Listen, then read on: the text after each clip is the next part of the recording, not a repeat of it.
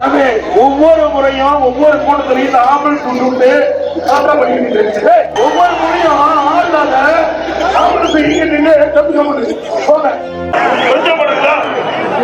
இந்த டிரைவரு இதெல்லாம் குறிச்சு வச்சுக்க, நம்பர் குறிச்சு வச்சுக்க, யார் நம்பர் பேசிக்கலாம்.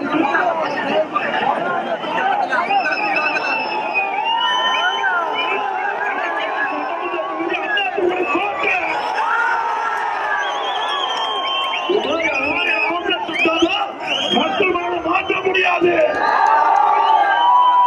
நான் ஒவ்வொரு கூட்டத்திற்கு பார்க்கிறேன், கிட்டத்தட்ட ஒரு 20-30 கூட்டத்துல இது மாதிரி ஆம்புலன்ஸ் சொல்றது, வேற கூட்டத்துல கலண்டா பண்றது.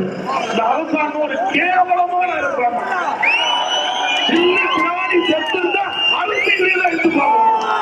மக்கள் குழுவி இருக்கிற கூட்டத்தில் வந்து மக்களுக்கு ஒரு கஷ்டத்தை உண்டாக்கி இதில் ஏதாவது மக்கள் அடிபட்டது யார் பொறுப்பு? வேண்டுமென்று சென்று போயிட்டு இந்த வெறும் ஆம்புலன்ஸ்ல யாருமே நோயாளியே போக கிடையாது. அந்த வழி இருக்குது. நான் ஆரம்பத்தில் வந்து கிட்டத்தட்ட ஒரு 30 கூட்டங்களை பார்த்திருக்கிறேன்.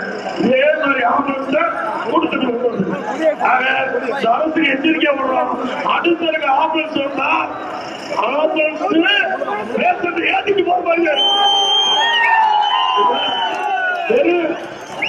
பெரு வண்டி ஆம்புலன்ஸ் வந்தா அது யார் ஓட்டிட்டு வராங்களோ அவர் பேசுற மாதிரி அதிகமா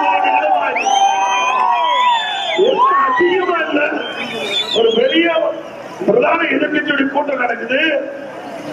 ஒரு அரசாங்கம் எப்படி பாதுகாப்பு கொடுக்கணும், இதெல்லாம் காவல்துறை தகுந்த நடவடிக்கை எடுக்கணும்.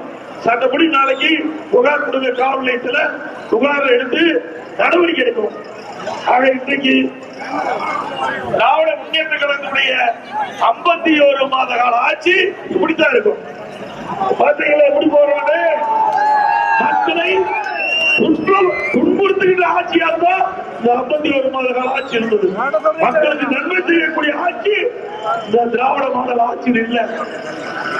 51 மாத காலத்துல அனைத்து அண்ணா திராவிட முன்னேற்ற கழக ஆட்சியில கொண்டு வந்த திட்டத்தை நிறுத்தியதுதான் திமுக ஆட்சியுடைய சாதனை. நீங்க பாருங்க, அங்க மாணவ செல்வங்களுக்கு லேப்டாப் கொடுத்தோம். அரசு பள்ளியில் போய்கிட்ட மாணவ செல்வ பொதுத் தேர்தலே நம்முடைய கழக வேட்பாளருக்கு 2 லட்சத்தில்